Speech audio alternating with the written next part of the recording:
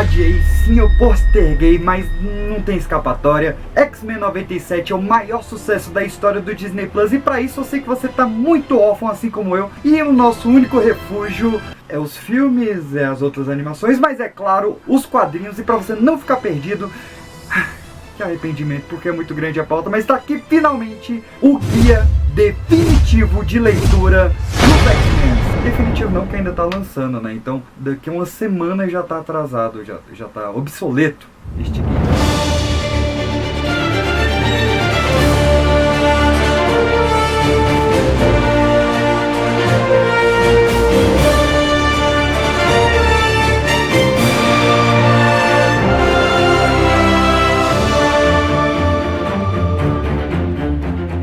Olá, meus queridos. Para ler X-Men, a primeira pergunta é sempre a mesma, né? Por onde eu começo? Na verdade, para ler qualquer coisa, você pergunta por onde você começa. E eu vou te dar 3 oportunidades aqui, 3 caminhos diferentes para você começar a ler Os Mutantes. Essa revista maravilhosa que surgiu ali em 1963 pelas mãos mágicas de Stan Lee e Jack Kirby, e que veio num momento muito propício, né? Porque eram as revistas que falavam dos direitos civis, dos direitos étnicos ali, pelos discursos do Dr. Martin Luther King Jr. e do Malcolm X, de toda essa contracultura, de toda essa nova esquerda, do novo movimento feminista. E, enfim, era o momento perfeito para sair uma revista de quadrinhos com esse discurso, ainda mais que o terreno estava muito bem arado, né? Tanto pelas discussões da cultura jovem, seja pelos filmes do Marlon Brando, do James Dean, seja pela música ali do Elvis, dos Beatles, e até mesmo da cultura adolescente nos quadrinhos, já que recentemente tinha iniciado a Era de Prata ali com o Barry Allen e o Hal Jordan,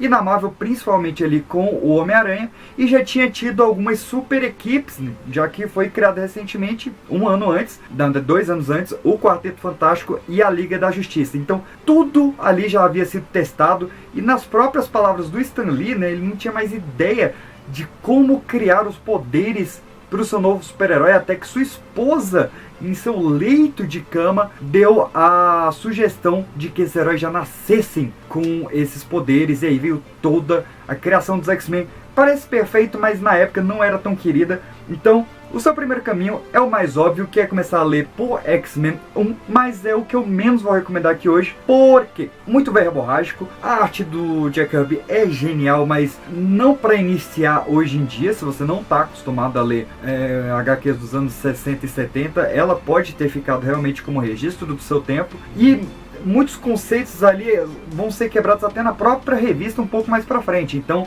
vale a pena pelo contexto histórico, por ter sido uma revista que saiu nessa época muito específica, e para quem já é fã, mas não para começar. Fica aqui a dica dessa primeira fase de Lee e Kirby. Então, o segundo caminho que eu vou te passar, eu vou até pegar algumas revistas aqui hoje, é X-Men Filhos do Átomo. Essa revista que eu adoro, cara, adoro, acho ela lindíssima mesmo, porque ela vai trazer um pouco do que os mutantes originais, né, o Scott, Ciclope, a Jean Grey, Garota Marvel, o Bob, que é o Homem de Gelo, Hank McCoy, o Fera, e o nosso queridíssimo Warren, o Anjo, estavam fazendo antes do chamado de Professor Xavier para integrar ali a primeira equipe. Olha que é bem legal, ela serve até mesmo como um prefácio, um prólogo do X-Men 1. Eu adoro essa HQ mesmo. E iniciando, tem vários remakes dessa primeira era ali dos X-Men. Um deles, tá fácil aqui, será? Cheio de moeda aqui, olha só. Um deles é o meu favorito, cara, como eu amo isso aqui, que é o Grand Design X-Men do Ed Piscor, né, o roteirista e desenhista que nos deixou precocemente de forma trágica este ano, e que ele vai recontar as primeiras 66 edições dos X-Men em 2 edições de 50 páginas. Então é um resumaço, é fácil de entender para quem nunca leu nada de X-Men. Para quem já leu vai ser uma homenagem ainda maior, vários easter eggs e tal, mas para quem nunca leu vai ter um resumaço de toda essa fase Lee Kirby de uma forma incrível, muito bem humorada e muito bem explicada. E tiveram também alguns remakes não tão famosos. Por exemplo, tivemos em 95, se não me engano, o Professor Xavier e os X-Men, que ele recontava as primeiras 17 edições. Era basicamente ali a fase que ficou Lee e o Kirby juntos na revista, recontada com uma nova linguagem, um novo traço, um traço de 95, vamos lembrar, né? Aquele traço bem image mesmo, e é bem divertido também. E em 2012 saiu o X-Men Temporada 1, que no caso ele vai recontar as 10 primeiras edições em uma graphic novel só. Então, se você não quer ler a de 63, vale a pena ir atrás desses remakes. Mas como eu disse, eu tô aqui para dar 3 caminhos. O terceiro e mais inusitado é você seguir uma ordem cronológica. Mas PX, a gente já não está seguindo a ordem cronológica? Não, porque os X-Men, ou melhor, os mutantes surgiram muito antes dos X-Men. Se você for lendo as revistas, até as mais recentes, você vai ver histórias de mutantes de milhões de anos antes, até mesmo da criação da Terra. Como a própria Força Fênix é considerado um mutante desde antes do universo. Tem mutantes realmente do início do universo, e até mesmo mutantes de outros planetas antes de surgir a Terra. Mas como eu não lembro, eu não tenho conhecimento de nenhum HQ que trata desta primeira geração, eu vou trazer aqui o primeiro mutante da segunda geração, né, que é considerado hoje em dia a segunda geração, que é Ansabanur, o Apocalipse. Você que viu aí, assim como eu, o X-Men 97 recentemente, no finalzinho ele traz uma homenagem a essa HQ que eu vou citar, que é a Ascensão do Apocalipse. Ela é de 1996, se não me engano, pelo menos aqui no Brasil ela chegou em 96, pela Abril em 4 edições, não, acho que lá fora saiu em 96, mas foi relançada aqui na Abril em 2 edições, lá fora em 4, isso não importa. O importante é que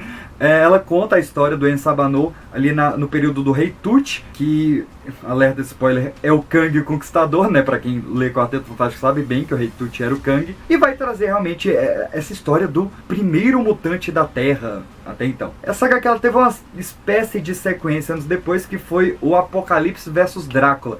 Mas essa é só pra você que, assim como eu, gosta de uma boa galhofa, né? Porque, pelo amor de Deus. Depois vamos direto para... E eu não separei essa. Enfim. Seguindo, vamos para um que por muito tempo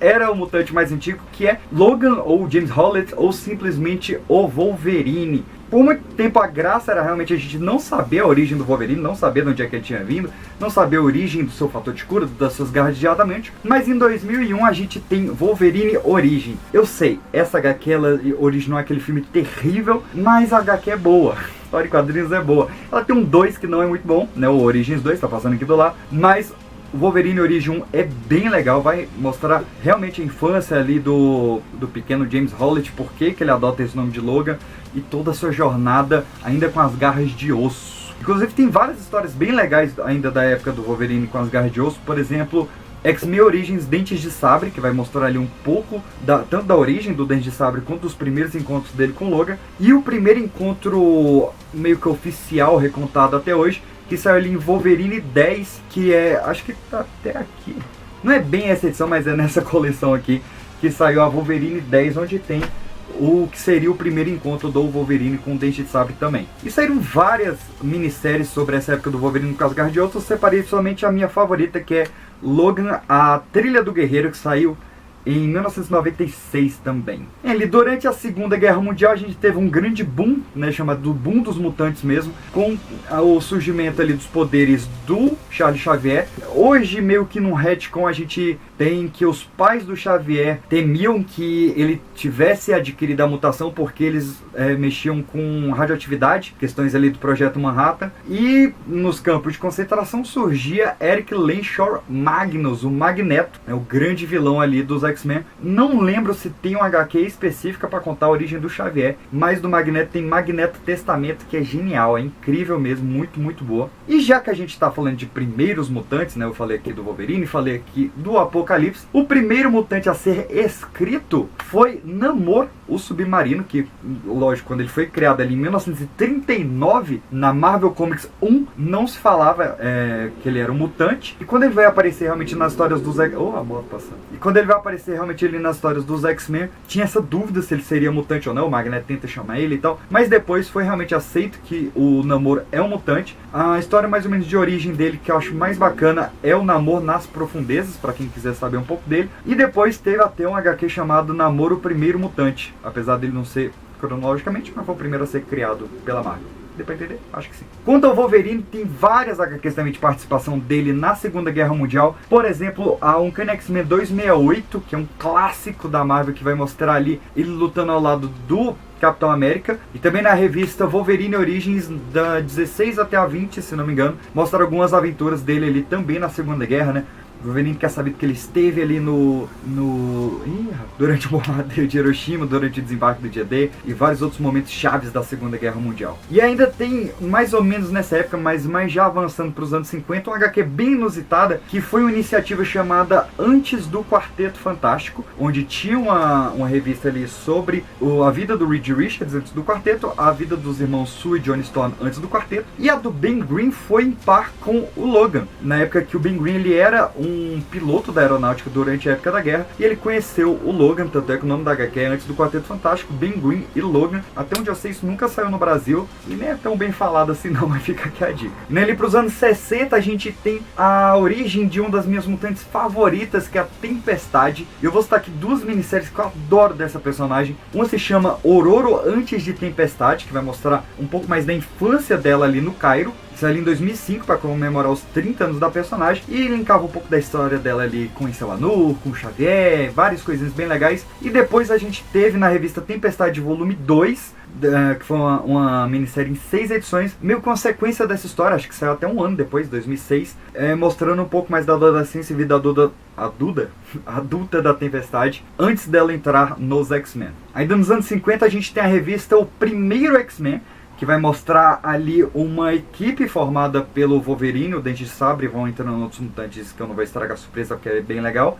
E que, cara, é uma revista até recente essa, menos de 10 anos, e ela é bem legal porque ela vai mostrar como que era o Magneto na época que ele ainda era um caçador de nazistas, e o Xavier ainda meio que um mutante radical antes dele ter o sonho de igualdade dele. Muito legal realmente essa revista. A gente tem Wolverine, o Agente de Atlas, que é mais ou menos desse período também das Garras de Osso. E é interessante porque é o Wolverine em Cuba lutando com o Che e o Fidel Castro. E tem um que não é exatamente dos X-Men, mas tem um mutante que é Vingadores 1959, que vai mostrar uma proto-equipe dos Vingadores que tem o Dente de Sabre também. E a gente tem Logan, Sociedade das Sombras, mais uma minissérie do Logan ali com as Garras de Osso. Nessa, mostrando ali meio que a origem do Clube do Inferno, uma equipe dele com o Dente de Sabre, a Carol Danvers e acho que o Anjo? Não lembro agora. E ainda tem a Equipe X, que é uma equipe de 1960 do Wolverine, Dente de Sabre e Raposa de Prata, que saiu na revista do Wolverine do número 48 ao 50. Então tudo isso é equipes do Wolverine antes dos X-Men. E por falar no Wolverine, a gente tem aqui uma das maiores obras-primas, os maiores clássicos da Marvel, que é o Arma X do Barry Windsor Smith, fazendo ali o roteiro e a arte, essa arte sujíssima, incrível. É a origem definitiva do Logan. Eu sei que resgataram esse projeto Arma X várias vezes, teve até a revista X-Men Origins Wolverine que tentou fazer o Arma X e foi contra essa aqui várias vezes, mas essa é a definitiva. Se quiser saber como que foi o projeto Arma X por dentro mesmo, cara, isso aqui é uma obra de arte, é incrível. E claro, junto do Arma X, no mesmo projeto, teve a criação do Deadpool. Então, quem quiser expandir ainda um pouco mais essa questão do Arma X, lembrando, né, Arma X é porque o Arma 1 foi o Capitão América, e X vem do número 10 em romano, que é o Wolverine, e um desse projeto foi o Deadpool, e isso conta na revista X-Men Origins Deadpool, que saiu acho que em 2007 ou 2008, não lembro agora. Chega de origem? Não, tem mais um pouquinho, porque nessa série, X-Men Origins, acho que foi 2006 a 2008, mas vocês confirmem depois, saíram algumas revistas dos X-Men originais. Teve X-Men Origins Jean Grey, Ciclope, Homem de Gelo e Fera. E não teve do Anjo porque o Anjo ele tem uma origem tão legal que ele precisou de uma minissérie em 5 partes que foi a Anjo Revelações. Cara, é incrível isso aí. Isso aí tem uma arte que mistura aquela questão de arte sacra que você tá vendo algumas imagens aí. Muito, muito, muito legal mesmo. Essa série ela também teve origens do pessoal da segunda Gênesis, que é o que a gente vai entrar agora. Agora não, daqui a pouco. Então daqui a pouco eu falo. Vamos falar da X-Men do Lee do Club agora? Já tem 10 minutos de vídeo, a gente não falou da X-Men 1 praticamente, né? X-Men 1 ele vai mostrar ali o professor Xavier, juntando a escola com esses 5 alunos, né? Na verdade a chegada do 5º aluno, que é a Jean Grey. E eles vão enfrentar de cara ali o Magneto. E o Xavier ele vai ficar meio como o Obi-Wan Kenobi ali daquela história, porque tudo que ele fala é mentira, né? Ele fala que ele é o primeiro mutante, isso é mentira. Ele fala que ele ficou paralítico quando criança, é mentira. Fala várias mentiras ali, conceitos mentiras depois. Mas vale a pena pro contexto histórico, como eu falei. Na edição número 6 já é o encontro deles com o Namor, E a partir da edição número 7 vai começar a trabalhar o Ciclope ser o líder dos X-Men, por ser o aluno mais antigo, e sair um pouco o Xavier porque o Jack Kirby achava ele um personagem muito apelão. Toda vez que tinha uma dificuldade, o Xavier chegava, acabava ali, os X-Men não serviam pra nada. Então eles começaram a tirar um pouco o Xavier, botaram o Ciclope ali como líder e começaram a trabalhar a questão da humanidade ser o verdadeiro vilão ali, né? Tem toda a questão do preconceito a partir ali da edição número 8. Então, se for ler, não estranhe que não tem essas discussões nos primeiros volumes. E, cara, começa uma onda de clássico, né? Ápice de genialidade ali, cara. Então, no 9 já vai ter o encontro dele com os Vingadores. No 10 eles vão criar a Terra Selvagem e o Casar. Nessa época eles enfrentavam bastante ali a Irmandade dos Mutantes, né? Que eram meio que os X-Men do Mal, né? Os X-Men do Magneto. Que na época era Feiticeiro Escarlate, o Mercúrio, o Mestre Mental e o Groxo, acho que eram esses. E o Mesmer. E logo na edição número 12, o Pietro e a Wanda vão pros Vingadores, que, cara, mostra realmente como o universo Marvel já estava integrado naquela época. E só pra fechar, a fase Lee Kirby ali, ela fecha com o que é chamado de a Trilogia Sentinela, que é do número 14 ao número 16, que vai apresentar o Bolívar Trask, os Sentinelas, vai ter a morte do Bolívar Trask, a passagem de bastão ali pro filho dele, que é o grande clássico dessa época dos dois criadores da revista. A partir do número 20, a gente tem a entrada de Roy Thomas, o principal pupilo ali do Stan Lee, né? Toda a revista que ele gostava, ele passava pro Roy Thomas, depois passou o cargo de editor para ele. Então o Roy Thomas, ele assume os X-Men ali na edição número 20. E assim, o Roy Thomas, ele vem para arrumar a casa. Na primeira edição, ele já cria a questão de Jean ser telepata, que até então não era abordado. Ele dá a resolução realmente ali do porquê que do Xavier ficou paralítico, que é uma história que o Xavier ele é sequestrado, e a Jean usa o cérebro para achar ele, por isso que ele dá essas respostas. Ele adapta uma revolução que estava acontecendo de verdade no mundo para a revista. Ele começa a inserir novos membros na revista a partir da 27, entra o Mímico, que depois logo vai sair também. E ele começa a trabalhar com o Don Heck, né, o gênio Don Heck, que criou Homem de Ferro, Viúva Negra e Gavião Arqueiro. Ele começa a desenhar também os X-Men e co-criar junto com o Roy Thomas algumas tramas. E a questão do Don Heck, além de criar tramas novas, como a trama do Fator 3, e ele ser um bom cara de desenvolver origens, né, o cara criou Homem de Ferro. Ele começa a desenvolver a origem dos X-Men originais. Meio que metade da história era a história corrente e depois vinha um pouquinho de história de origem. E o Don Heck, ele era um mega especialista em uniformes, porque o Don Heck, ele foi desenhista da Legião de Super-Heróis. Então o cara desenhou literalmente dezenas de uniformes e visuais originais de super-heróis. E é ele que vai criar os primeiros uniformes individuais dos X-Men, ali do Ciclope, da Jean, do Homem de Gelo, do Fera e do Anjo, sem ser aquele uniforme de treino, né, com o uniforme amarelão. E pra quem quiser saber ali um pouco mais dessa época, também teve alguns remakes e alguns complementos.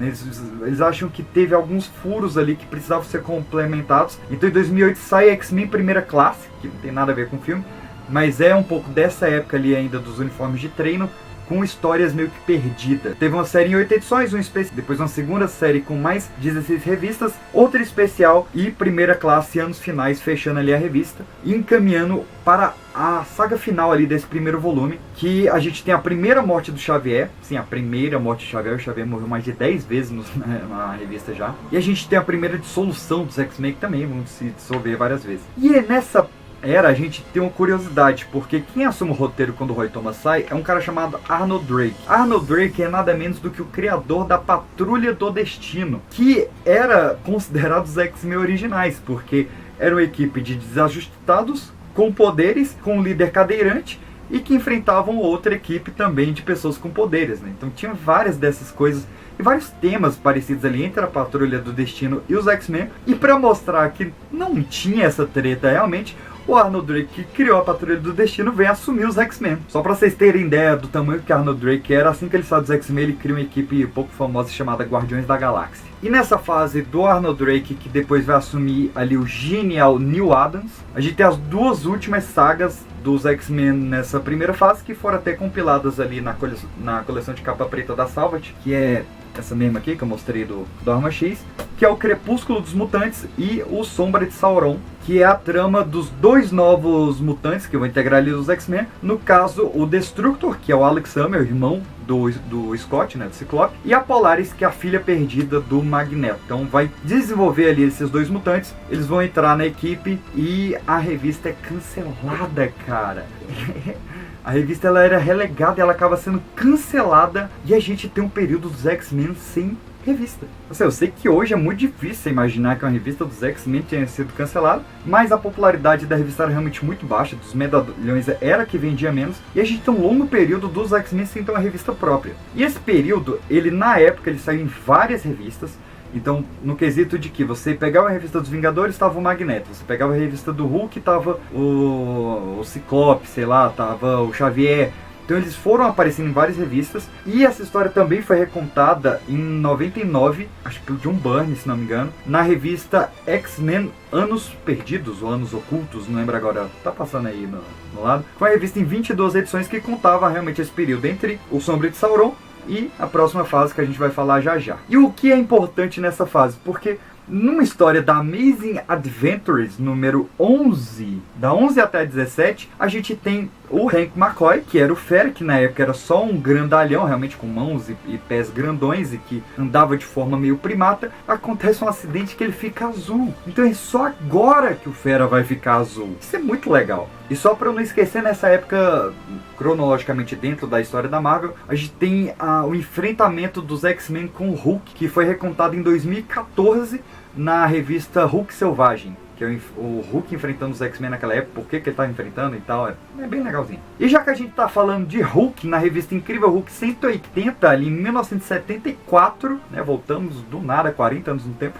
em 1974, a gente tem, na verdade, Hulk 180 e 181, uma luta do Hulk contra o Wendigo, e lá aparece um mercenário canadense vestido de amarelo, que é o Wolverine. O Wolverine ele foi criado nessa revista pelo gênio Len Wein, e o próprio Len Wein seria chamado para assumir uma revitalização da revista dos X-Men. O Len Wein é um gênio, né, que criou o Monstro do Pântano, e que depois viria a ser editor-chefe da Marvel e fazer maravilhas pela Marvel. Depois ele seria editor-chefe da DC e ia fazer o Watchmen como editor-chefe, então assim, era o cara. E para os desenhos ele chamou o Cockrum, que era um grande parceiro dele ali em várias revistas também, e que também tinha feito a revitalização da Legião dos Super-Heróis. No Dave Cockrum foi um dos caras que mais fez uniformes para a Legião dos Super-Heróis, e ele é o cara que vai fazer o uniforme, o visual dos novos X-Men.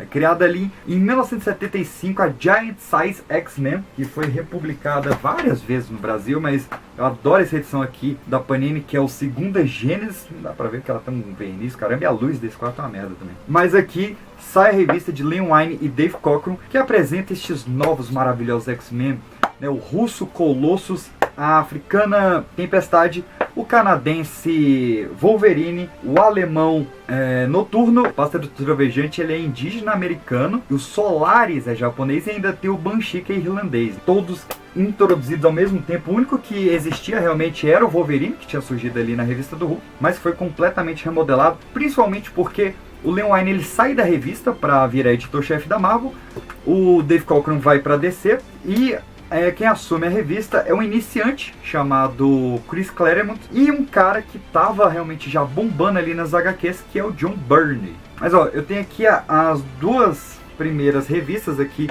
dessa fase, Claremont e Byrne, onde os caras vão fazer miséria, que eles vão criar toda a questão de Krakoa, vai ter a saga de Proteus, vai ter a saga da Fênix original, vai ter todo o retorno do Magneto, né, que havia sido esquecido. Na época ali do Roy Thomas ele não queria usar o Magneto, ele usou numa pequena fasezinha ali, 3 edições, mas que a gente tem a volta do Magneto realmente como um grande vilão, e toda essa trabalhada na Jean Grey, né? Porque a revista começa por causa da Jean Grey. X-Men 1 é a chegada da garota Marvel. Então ela vai se tornando meio que uma protagonista, vai se criando uma trama que vai chegar um dos maiores clássicos, quiçá o maior clássico da história da Marvel, que é a saga da Fênix Negra, né? Cara, isso aqui é amor. Isso aqui é tão bom que, né, foi adaptado para o desenho, para todos os desenhos, né, 2 vezes no de 90, teve relances ali, ia ser a 5ª temporada do Evolution, no X-Men Confronto Final e no X-Men Fênix Negra, né,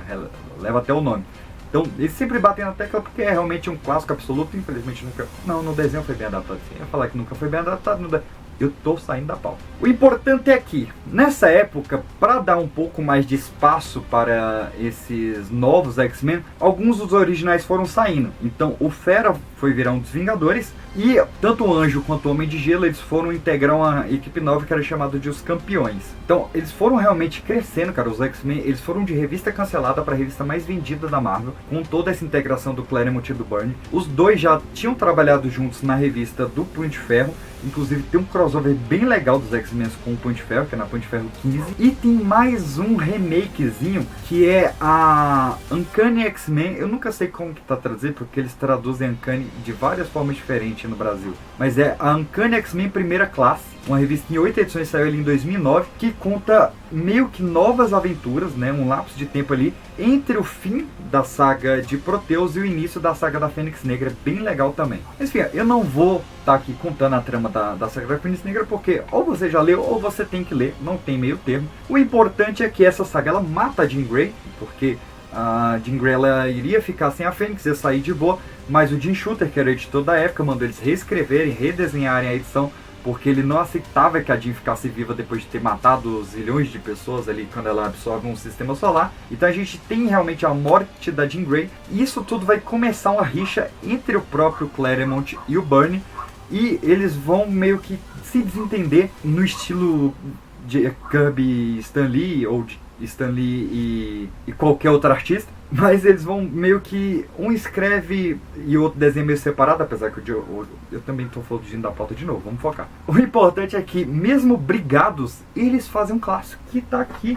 Infelizmente esse não tem essa edição de luxo, mas eu tenho a edição salva de capa vermelha, que é o Dias de um Futuro Esquecido. Um HQ incrível, cara, que mostrava a versatilidade deles. Pô, caras foram pra uma história de selva, depois foram pra uma história mega urbana, realmente raiz de super-herói, depois foram pra uma história cósmica, e agora estão indo pra uma ficção científica futurista de robôs, e todas são incríveis. Então a gente tem essa viagem no tempo por causa de um efeito borboleta, que é o assassinato do senador Kelly, que vai criar todo aquele futuro distópico e que vai desenvolver uma montante nova e queridíssima, que é a Kitty Pryde, né? A Catherine Pryde, ou a Lince Negra, ou vários outros nomes que ela usou depois. E junto com o Wolverine, já criando essa questão do Wolverine, ele sempre tem uma pupila feminina, né? Que depois vai ser a Vampira, depois vai ser a Jubileu, depois vai ser a própria X-23. E é um clássico absoluto, é a despedida no auge do Byrne, né? Ele se despede assim com louros... não sei mais o que é, eu tô cansado. Mas após a saída a gente tem toda a fase do Chris Claremont, que vai desenvolver novas histórias com toda uma gama de novos desenhistas, onde a gente vai ter a Tempestade, que até então era uma das mutantes mais queridas já ali da equipe. Ela vai se tornar a nova líder, porque o Scott ele não aguenta ficar na equipe depois da morte da Jean. A gente vai ter algumas influências ainda do Dia de Futuro Esquecido, como por exemplo o John Byrne botando a boca no trombone quando ele já estava na DC, de que ele teria saído porque o Claremont mandou o arte finalista redesenhar uma edição que ele fez. A gente tem o Dia de Futuro Esquecido gerando o Exterminador do Futuro do James Cameron. Mas o que estava rolando nas HQs mesmo? Bem, se a gente vai falar de cronologia, a gente tem duas revistas que contam um pouco esse momento, que é a Wolverine Primeira Classe, que saiu ali em umas edições em 2008, e Arma X Primeira Classe, que saiu em 3 edições, que vão trabalhar realmente o que o Wolverine estava passando ali naquela época. Mas na revista principal a gente tem a Volta do Anjo, que na época o Chris Claremont ele queria que sempre tivesse um membro original na equipe. E como o Fera tava nos Vingadores, o Gelo tava nos Campeões, o Scott tinha saído e a Jean morrido, ele traz ali o Anjo de volta, e com a saída do Scott, que ele vai ali pro Alasca, ele acaba conhecendo Madeline Pryor, que é ali uma garota idêntica a Jean, porém sem poderes, e começa toda essa nova fase ali, é um novo recomeço para os mutantes. Nesse período a gente vai ter a introdução da Vampira ali na revista dos Vingadores, onde ela vai conseguir os seus poderes da Miss Marvel, e logo depois ela vai integrar os X-Men também. A gente vai ter a revista solo da Cristal, que é a primeira mutante a ganhar um título solo, e depois praticamente todos os mutantes vão ter título solo. A gente tem a Saga da Aninhada, que mais uma vez vai inspirar, ou ser inspirada em um filme do James Cameron, dessa vez Aliens o Resgate, um pouco inspirado porque já tinha um Alien 1, né? Mas vai inspirar bastante o Aliens o Resgate, é uma saga sensacional. E a partir de 1982 a gente não só vai ter novas revistas, como novas equipes. Ali em 1982 Eu não trouxe ela porque eu não tenho, mas eu trouxe um exemplo, que é a iniciativa da Marvel Original Graphic Novels. Eu tenho aqui a primeira, que é A Morte do Capitão Marvel, e logo na quarta Graphic Novel original a gente tem a criação dos Novos Mutantes, né? Já que o Claremont achava que os mutantes originais já estavam um pouco velhos, até que a nova Gênesis já chegou velha, né? A única jovem estava sendo a Kitty Pryde. Então ele cria ali os Novos Mutantes, com Míssil, com Mancha Solar, com toda aquela galera bem legal, e logo na sequência, né, o sucesso da Graphic Novel traz a revista solo dos Novos Mutantes, que vai ser bem importante para vários eventos ali dos X-Men também. Então ele já começa a linkar, né, na primeira formação, além do Míssil do Mancha Solar que eu falei, a gente tinha a Magia, que era a irmã do Colossus, tinha Cifra, tinha o Warlock, tinha o Magma e tinha a Danielle Moonstar, né, nessa primeira equipe, depois vai mudar pra caramba. E como se não bastasse, a próxima Marvel Original Graphic Novel, o nome grande, também é dos X-Men e é também um clássico, e também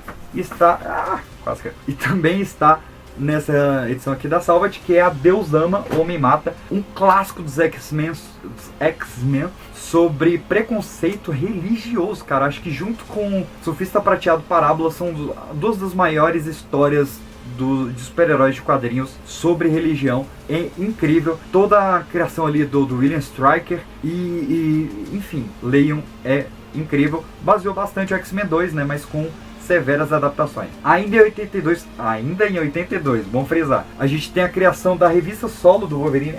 Essa eu não vou pegar aqui não, tá muito embaixo, ele tá embaixo da luz, vai atrapalhar. Que é a Eu Wolverine, escrita pelo Chris Claremont e desenhada por um cara bem desconhecido ali, que é o Frank Miller. Na época realmente era desconhecido, mas que é considerado até hoje um grande clássico do Wolverine, e que começou essa ligação do Wolverine com o Japão, né? O Frank Miller é sempre muito fã da cultura japonesa, vai lembrar, ele desenhava as capas do Lobo Solitário, ele fez Ronin, e ele começa a trazer o Wolverine pro Japão, que vai ser algo intrínseco da história do personagem daqui pra frente. E a gente tem a criação da Tropa Alpha, que é a equipe de super-heróis canadenses que acham que o Wolverine pertence ao governo canadense. Só quero dar um parênteses aqui, que apesar do Leon Wine ter criado o Wolverine, quem desenvolveu o Wolverine foi o John Byrne, porque o John Byrne é canadense, ele adorava o Wolverine. Ele desenvolveu principalmente na HQ Alone, sozinho, que era parte ali da saga da Fênix Negra, onde o Wolverine ele extermina boa parte ali dos capangas do Clube do Inferno sozinho. E ele sempre elevou muito o Wolverine, só que o Wolverine só foi ter destaque quando o John Byrne saiu. Muito sacanagem, né?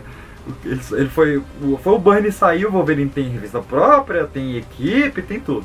Beleza, só queria dar esse parágrafo. Em 83 a gente tem uma revista bem legal que pouca gente leu, cara, que é Magic, que é uma história da magia com a Ororo. Porque a magia ela é uma criança, só que num lapso de tempo, em minutos, ela se torna uma mutante poderosa e treinada, que ela passou, acho que 7 ou foi 8 anos no limbo. Isso rola ali na Uncanny X-Men 160. E logo no ano seguinte sai essa minissérie em 4 edições mostrando como que foi a vida dela nesse limbo aí durante esses anos. Nessa época o Chris Claremont ele estava junto com o Paul Smith. Ele chegou a desenhar algumas coisas ali com o Dave Cockrum também. O Dave Cockrum desenhou algumas coisas ali, principalmente na saga da Ninhada. Mas quando entra o Paul Smith tudo muda, porque Paul Smith traz o visual punk da Tempestade, que é clássico demais. Também é o Paul Smith que vai trazer a Vampira pros X-Men, vai matar o Xavier de novo no AL6, vai trazer a Madeleine Pryor, vai ter a saga da ressurreição da Fênix, que depois vai mostrar ser ali um joguete do seu sinistro. Vamos ter o casamento do Ciclope com a Jean Grey. Com a Jean Grey? Não, com a Madeleine Pryor.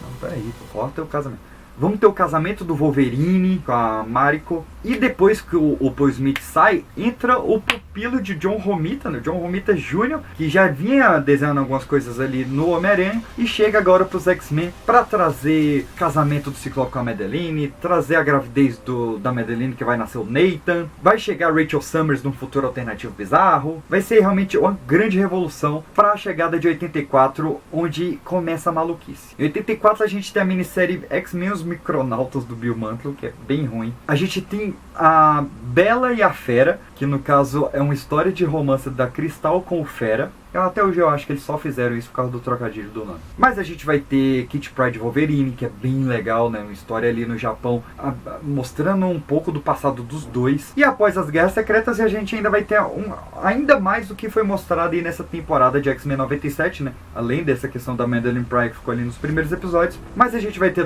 toda a questão da Aurora com Forge, a Aurora perdendo os poderes. E toda essa saga da Aurora é bem legal, porque ela é gigante nos quadrinhos. Porque ela ainda quer continuar como líder dos X-Men, mesmo sem poderes. Ela vai lutar com o Ciclope, ela vai ganhar, ela vai ser seduzida pelo Loki pra recuperar os poderes por parte do Mijoni, né? Já que os poderes dela tem raios, você é o deus dos trovões ou dos martelos, aquela coisa toda. Vai ter Nimrod, vai ter Morlocks, vai ter Calypso. Cara, é a saga realmente riquíssima. É o Chris Claremont mostrando que o ápice dele era com o John Byrne, mas saiu de John Byrne, ele ainda continuou em um segundo ápice, né? Num segundo momento. Ele é o maior escritor de X-Men, sem dúvida alguma. Queria muito contar ele na Comic Con esse ano. Alguém me ajuda. E é nessa época que a gente chega na X-Men 200, que tem o julgamento do Magneto, né? Que também foi mostrado ali de uma forma até bem fiel na animação. Em 85 tem a revista própria do Homem de Gelo, tem a revista própria do Noturno, tem duas das que pra mim são as maiores sagas dos Novos Mutantes, que é a Entre a Luz e a Escuridão, também chamada de a Saga do Urso Místico, e a Legião, que são duas sagas desenhadas pelo gênio Bill Sienkiewicz. Eu sou apaixonado pela arte do Bill Sienkiewicz e que são sensacionais, sensacionais. Inspiraram de certa forma ali o filme dos Novos Mutantes, né? E um pouco da série lá do Legião, que também mas enfim, são bem importantes, bem legais, não se baseia pelas adaptações. Vai ter as Guerras Asgardianas, que é o ápice dessa questão ali dos X-Men com o Loki, e a revista do Wolverine com Nick Fury, que também é bem legal. Em 86, mais uma nova equipe, pra mim a mais interessante já criada, que é o X-Factor, que é essa volta, né, essa nostalgia, onde a gente tem o retorno dos 5 originais. Nessa época a Jean Grey já tinha revivido em uma das várias vezes que ela vai reviver, e ela entra numa equipe ali junto com o Ciclope, Homem de Gelo, Anjo e Fera novamente. Uma equipe que vai ser bem vista pela humanidade, porque acham que eles são caçadores de mutantes, porém eles estão salvando os mutantes de uma forma mais militarizada. E é uma revista que ela já começa muito bem, ela começa realmente fantástica. E a partir da número 6, quando entra o roteiro da Louise Simonson e logo depois a arte do Walt Simonson, aí é o ápice, cara. É o ápice, porque é um casal escrevendo um casal. Isso é maravilhoso. Mas é o creme de la creme. X-Factor, nessa época, eu acho até melhor do que X-Men. Em 87 começa o que foi chamado de a Era dos Crossovers. Então eu tenho até aqui um encadernado que junta alguns deles, como X-Men vs Quarteto Fantástico, X-Men vs Vingadores. Teve também Homem-Aranha vs Wolverine. Tem uma que eu não vou pegar porque ela está muito bem guardada num plásticozinho aqui, mas vai passar a imagem dela aqui do lado, que é a Fabulosa X-Men contra os Novos Titãs, né? Os X-Men do Claremont encontrando os Novos Titãs do Marvel Wolfman e Jorge Pérez. E se não bastasse os Novos Mutantes, que são um spin-off dos X-Men, agora a gente tem um spin-off dos Novos Mutantes, que são os Anjos Caídos, que surge ali também em 87, que é uma equipe de adolescentes, né? Os Novos Mutantes eram jovens, esses são realmente adolescentes, que eram alguns já apresentados ali na Marvel, mas figuras bem obscuras da Marvel. E é nessa revista que vai ser apresentada uma mutante muito querida para quem cresceu assistindo X-Men Evolution, que é a Boom Boom, né? A Tabitha Smith é criada ali, ela integra essa revista ali dos Anjos Caídos também. Em 88 a gente tem mais uma revista, que é a Excalibur, né? Mais uma equipe. Agora essa revista é criada pelo Noturno e pela Kitty Pryde, que vai se tornar os X-Men britânicos, né? Principalmente que eles vão ser capitaneados pelo Capitão Britânia. E a Rachel Summers vai integrar, vários mutantes vão entrar e sair dessa equipe. Ela durou mais de 140 edições corridas, era bem querida, bem legal. Nunca li, pretendo, mas tá aí, tá citado. A gente tem a segunda revista do Wolverine, a primeira durou só 4 edições. Agora a gente tem a segunda que vai durar 189 edições, que vai começar ali com Claremont e John Buscema, e depois vai ter a fase áurea com o Larry Hama e o Mark Silvestre, que eu adoro, cara, é anos 90 assim na veia, mas eu adoro. E a gente segue o que é chamado de Era dos Crossovers, mas agora crossovers internos, né? Porque antes, pra fazer um crossover de X-Men, a gente precisava dos X-Men, um Vingadores, um quarteto, uma outra equipe. Mas chegou no momento que a gente tinha tanta equipe de X-Men, que, por exemplo, Queda de Mutantes, que é o primeiro grande crossover, ela tem X-Men, Novos Mutantes e X-Factor. Já são 3 equipes. Que a gente vai ter a luta dos X-Men contra o adversário, que vai ser esse vilão que ele começa aumentando ali, principalmente a Ororo, e depois vai criar um caos ali realmente com todos os mutantes. E vai ser uma chacina violenta. E falando em chacina, logo na sequência a gente tem Massacre de Mutantes, né? Que vai ser aquela terrível morte dos Morlocks e que vai afetar bastante os X-Men, né? A gente vai ter o Fera ficando cada vez mais bestial, o Homem de Gelo perdendo os controles dos poderes, o Anjo tentando suicídio porque ele perdeu as asas. A gente começava ali também a apresentar o Apocalipse, toda a questão do Nathan sendo sequestrado, e a pior tragédia aos X-Men poderia acontecer nessa época. Chegou o Rob Life. E assim a gente chega nessa rota final. Rota ou reta final? Nunca sei. Acho que é reta final. A gente chega nessa reta final da era dos crossovers com o Inferno, que também foi parcialmente adaptado para o desenho, que é esse ápice da Madeline Pryor como a Rainha dos Doentes, toda a questão do seu sinistro, e um crossover ainda maior, né? Agora vai mexer com a revista do Thor, do Homem-Aranha, do Demolidor. A gente tem a criação do X-Factor, que é a equipe do Rob Liefeld, que vai ter o Cable, que é esse mutante misterioso que ele cria ali, que a gente sabe que é o Nathan Summers, né? Enfim, a gente tem a chegada do Jim Lee nas revistas desenhando pro Chris Claremont, e a gente tem uma das equipes que é mais amadas, tanto pelo visual, tanto pela formação, ali com Gambit, Banshee, Forge, Psylocke, Professor Xavier, Wolverine, Jubileu e Tempestade, que se você reparar é bem próximo da equipe que foi trazida ali pros desenhos animados, e que foi realmente ali o início do fim, porque foi a revista com o envolvimento do Jim Lee e do Rob Liefeld mais ativo no editorial da Marvel. Eles subiram o preço da revista, tem aqui o preço de 10 a 20 dólares no mercado secundário ali na época, que era um absurdo, e que foi o primeiro grande crossover de todas essas equipes também dos Vingadores, que foi, eu não falei o nome da saga, né? Tô falando e não falei o nome da saga, que foi Programa de Extermínio, que saiu ali na Uncanny X-Men 270 a 272, e a saga que vai apresentar pela primeira vez a ilha de Genosha, que era meio que esse paraíso mutante utópico, e que acaba se mostrando meio que um campo de concentração e escravidão de mutantes, mostrando que mesmo nas piores fases,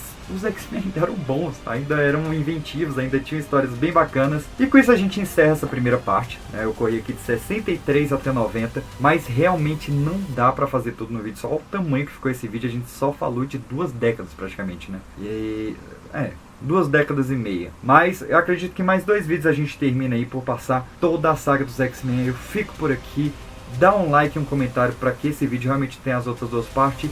Um beijo. Tchau.